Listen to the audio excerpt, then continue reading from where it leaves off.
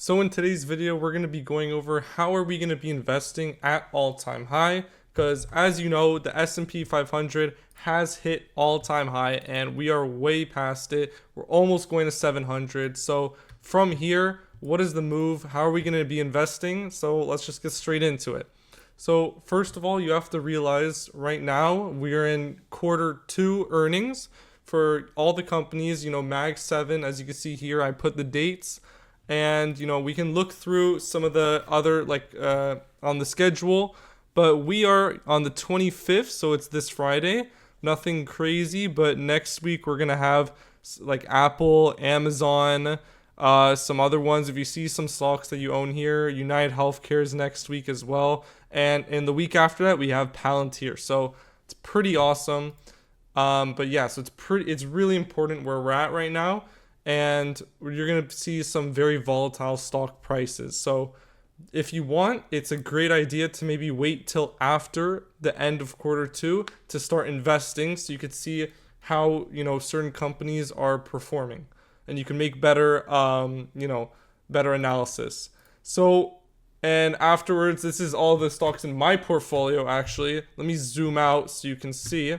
But as you see, these are all the stocks in my portfolio and their dates. So yeah, July 21st. So we just had Tesla, Amazon's next week. We got New coming up, Palantir. And yeah, so some of the newest stocks in my portfolio are Roblox and Reddit, which we might get into later. But if not, I'll probably make a whole video about Roblox. But yeah, so let's keep going. And so I keep seeing this one, visual like everywhere right now, and people are debating whether we are like what part of the market phase are we in. And a lot of people are saying, oh yeah, right now we're in euphoria. Everyone everyone thinks the market's just going to keep going up and up and up. But if you really think about it, not even 3 weeks ago, everyone was in the bottom. Everyone was so worried. Everyone thought we were in a market crash. We were going into a recession. Everything terrible was about to happen. But now all of a sudden everyone's like, oh yeah, we're in euphoria. Because if you look at the S&P, if you look at the chart, we really did a whole V-shaped recovery and record time, which is crazy. We went all the way from the bottom here, crazy, and just 100 days, that's not even a couple months. So that's crazy. Usually, yeah, drops take over years. So this has been one of the craziest V-shaped recoveries, and it's taken really not a lot of time. So all I'm saying is that it could seem like we're at euphoria, but it's pretty crazy to say since we were just at the depression. Everyone was so scared. But I could see what people are saying. Personally, I think that we're around here and people are starting to have optimism that the rally is real. I don't think we're at the top yet. Or, you know what I mean? I don't think we're at the top yet, but I do definitely think that some people can make an argument that we're at disbelief, that this is a sucker's rally. Because we just came from the depression. It's hard to say we're at euphoria when we just came from here to here. It doesn't work like that. Anyways, maybe it's also disbelief. But what do you think? If you want, you can leave what you think in the comments. But personally, I think we're somewhere around here. I don't think we're at euphoria yet. Anyways, yeah. So I was showing you even Jeremy, not literally 4 months ago, he was saying, "Oh, we're in hell. Big drop is coming." All these terrible things, we will lose it all, not even many months ago. And all of a sudden we're back and everyone's saying, oh, we're at all-time highs, euphoria. We were just at depression when everyone was so scared. So it's very, very interesting to see. But main part of this video is what should you be doing right now? Because right now, stocks are becoming pretty hot. It's becoming trendy again. Maybe 3 months ago, nobody wanted to buy stocks, but that's just how the market works. When it goes down, you're supposed to buy, but when it goes down, nobody's there to be buying. Nobody wants to buy. And when it goes up, that's when you're supposed to be like lowering your positions. You're supposed to be selling, but that's when everyone wants to keep buying because that's when it's so popular. So, but what should you be doing if you want to be an actual good investor? Sorry, let me move my camera. So first thing you want to be doing is learning, right? When all of this hype around stocks is coming, like, on social media and everywhere, you want to stick to like, you want to be learning like, you don't want to just be blindly following what people on social media are saying. You want to be learning how can you be analyzing stocks. And certain ones of my videos I've gone over how to analyze stocks. I've analyzed specific stocks on the channel, but there's many videos online where you can learn how to analyze stocks. You got to look at things like the PE ratio, forward PE, look at their year over year revenue, their gross margin. How can you use those numbers to analyze if a company's doing well or not? And once you get that down, then you'll start to be more grounded. And also researching, right? Like, this goes hand in hand with learning. When you're researching, that's when you realize, like, oh, is this stock that I want to buy, is it overvalued? Is it not overvalued? Because if you just look at online, then you won't know if it's overvalued or not. And then you might buy some super overvalued hype stock and then lose all your money because you didn't do research. So you always have to be researching, even, especially at all-time highs. Like, when stocks are like, when the market is like so high at all-time highs, you need to be researching and like knowing what you're buying, so you don't just buy into some like crappy stock that's gonna like drop and like lose all your money. So yeah, really important that you stay grounded. And the ways that you can research and learn, one is through YouTube is amazing. Two, you can read books. There's certain books, like there's one book that I'm reading right now. It's called Stocks for the Long Run, which is pretty great. It's a pretty great book, but it can be boring. So that's why I recommend YouTube. But there's also, courses that you can take, which, I personally don't think courses are necessary. I think you can achieve everything on YouTube. But, other things like researching, Yahoo Finance, and there's so many websites online, but like even downloading Twitter can, help you with research if you follow the right people. Like, don't follow, the meme stock influencers. Reddit's also great for researching. And, all these websites, macro trends, like places where you can find out more about the things you're investing in. And yeah, so, learning and researching, two really important things. But the next thing I want to talk about is budgeting, right? Why do I say budgeting? Obviously you should always be budgeting, but why is it especially important at all-time highs? It's especially important because when we eventually do get like a crash, right? When the stocks eventually do go down, once the S&P 500 drops, the VIX is going to go spike up over 30, over 40, and everyone's going to be worried. That's when you're going to have the most amount of money to invest into stocks. And then once it goes back up, then you're going to be super happy. But once the stocks drop and you weren't budgeting when we were at all-time highs, then you're going to have no money to start investing with. So really, this is the time when like you need to get your, finances together. So once we do go through the next big drop, you'll be able to invest your money and you'll be able to, you'll be prepared. You'll be like fully prepared for the next drop.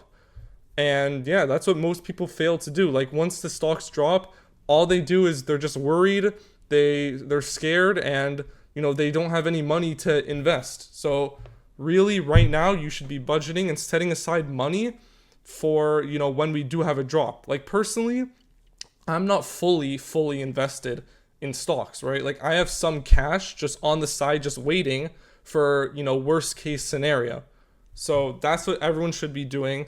And yeah, with your job or an allowance or whatever, set aside money for when we do get the drop. And yes, that's also, it does pair with the preparing. So you should be preparing for when there is another drop. I'm not saying like don't be happy we're at all-time highs, but eventually we are going to drop, and there's going to be a drop in the S&P 500. It could be a drop that's even higher than where we are at now. but there's going to be a time when we're going to have a drop. It's going to be pretty obvious, and you have to be prepared to just keep on investing and not be scared. We just got out of a drop, and if you were investing during the crash, you would be really happy right now, just like I am. So because I was prepared, because I've gone through a dip before the dip we just had. So I'm more seasoned than most. But if you've been investing for the past, at least, year, you should know now. You should be ready for the next drop. So all I'm saying is start budgeting, start preparing for the next drop, because you want to be ready. You don't want to be scared like 99% of people. You know what I mean? All the great investors, they see drops and they're already ready to go. They're like, they see everyone's scared, everyone's panicking on Wall Street. They're like, okay, perfect. I'm going to start investing, and wait a couple months, boom, I'm richer than you. So that's how it works. Anyways, the last part I want to talk about is controlling yourself. And we're going to go into this more later, but what I'm trying to tell you is that when you're at all-time highs, right? All your stocks, or at least most of your stocks, are doing really well. They're printing you a lot of money. You have to be very humble. And you can't just oh yeah, I got to keep buying. I just got to keep on buying, so many more shares because I know it's going to keep going up. No, you have to be humble and know that these stocks can drop any time, and you should be keeping on investing slowly, but don't throw all your savings into one stock right now, knowing that we're literally at the top. We're not at the top, I'd say, but we're really close to getting really high. So you have to control yourself, let your stocks run, slowly invest maybe a little bit more, but don't go crazy. And don't also just go sell all of your stocks completely right now, because you have to, you know what I mean? Treat all-time highs as if it's just a regular day, right? We're not, I would say if we're at the bottom, you should buy hand over fist. But right now, you should just be relaxing and maybe buying a few shares, but other than that, just hands off. Just let it happen and just wait. Research, learn, budget, prepare, all of these things, and then you'll be perfect, right? At all-time highs, you don't want to be, overly crazy. You don't want to do anything, irrational. And quickly, what I want to get into, this one big lesson that you need to know, that you really need to know, relating to what I just talked about, is when we're at all-time highs, it's very common for people to quickly sell out all their money and buy into speculative stocks, because the time when speculative stocks or meme stocks, they get the most traction on social media is during all-time highs. And this is when people are persuaded to sell their Amazon or Meta or Google and put it into some stupid meme stock that people are talking about, like Grab or Robinhood or Open Door tech, all these meme stocks. And then people throw their money into them thinking that they're going to get ultra rich, and then they actually lose it all. So really do not do this. Make sure you're sticking to your guns. You're not buying any of these weird random stocks, and you will be fine. Okay, sorry. So back to my buys and holds personally in my portfolio. So what I'm actually holding, still my main stocks, Meta, SoFi, Amazon, Nvidia, and I'm actually still holding Roblox. I'm actually not continuing to buy Roblox, and it's actually, Roblox is actually top 3 of my favorite stocks ever, based on potential and, what's going to happen in the future, the amount of revenue streams they have, and how recession proof Roblox is. But the valuation is really high right now, but it's not high enough for me to sell it, but I'm going to still be holding it. So all of these main ones and all the other ones in my portfolio, I'm still holding. But what I am going to be buying is Reddit, which is one of the newest stocks in my portfolio that I'll make another video about it. I've already made one like half video about it, like 2 videos ago. And yeah, so I'm going to be buying Reddit stock, and I'm going to be buying Google. Google I've actually never bought, but it's actually really, compared to all the ones in the Mag 7, it's definitely the lowest it's not overvalued whatsoever. It's very fair valued, and after their recent Q2 earnings, I see a lot of hope for them, and there's like a lot of potential, and they just have very steady gains. So I'm going to be loading up on Google shares pretty soon. And yeah, so actually I put this video here, I put this picture here because this was when Trump had said you're going to get tired of winning, back when he first was elected. And then after that, you know, people were making fun of him because the market had actually crashed. But now actually the market is like back, like all-time highs. We're like really almost at like we're getting really high. And a lot of my stocks, actually, I get sad because they go so high that I can't even buy more. Like I'm like not even able to buy more of it because it's so, like, they're getting such high value. Like, for example, Roblox, right? Like, I love Roblox, I love the stock, I love the company, but it's just like I can't buy more because it is just so high right now. Like, I was buying this stock when it was at $50, and now it's like 120, and it's like I wish I could just buy more and go back to 50, but you know, I'm getting tired of winning, so it's pretty funny. So I had to talk about Palantir. Obviously, I had to make its own slide. And as you can see, it's what I'm selling. There's one stock that I am going to be offloading pretty soon, and I've already offloaded 50% of my shares on Palantir, but I think I'm going to be selling out almost completely all of my Palantir shares, and for good reason. I have many reasons, but mainly because obviously the valuation. Like, Palantir has always been very high valuation, but right now, with it being like over $160 and being like like 600 PE, like it's you can't even hold this stock. Like, it's just impossible. Because the thing is, when you have an overvalued stock like Palantir, even one singular bad news about the company is going to cause the stock to drop, and by like a lot and really quick.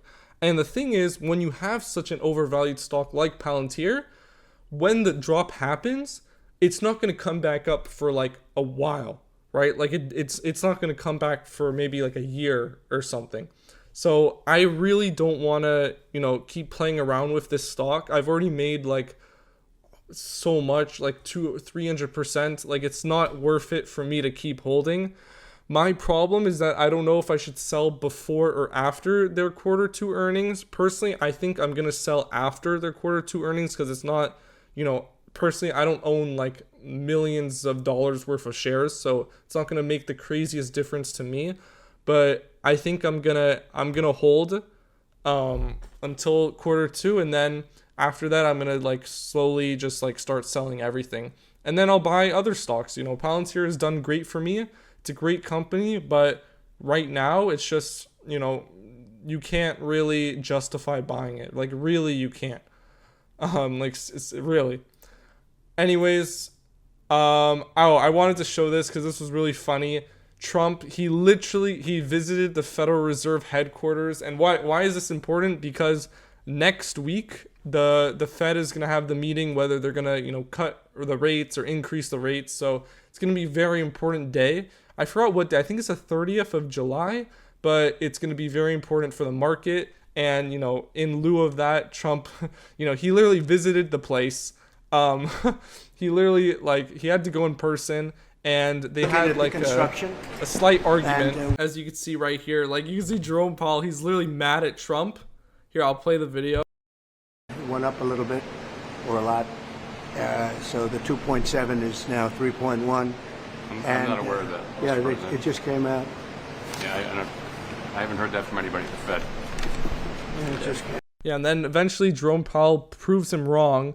I'm pretty sure there's like one part where Trump, he says like, I want you to cut the rates. We're ready for him, but we have a little bit of a reserve that we may use, but no, we don't. Things the chairman can say to you today that would make you back off some of the earlier criticism? Well, I'd love him to lower interest rates. But other than that, what can I tell you? So that's really funny to me that he's literally in person. He's like, it'd make me happy if you cut the interest rates. So hoping, all the investors obviously are hoping that next week he does cut the interest rate because, that would obviously, signal a speed up of the economy. But personally, I don't know.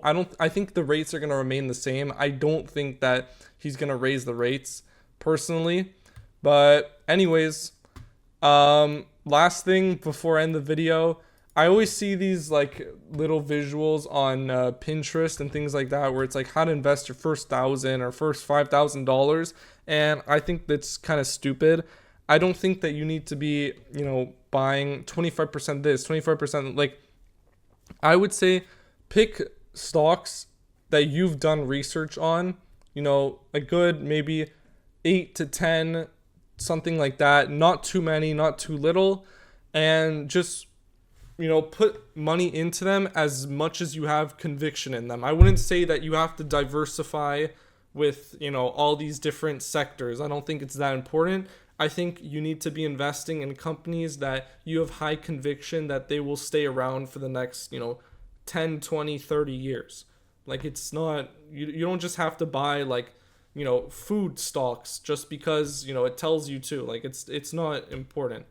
So yeah, anyways, thank you so much for watching the video. Hope you enjoyed, and I'll see you in the next one. So peace.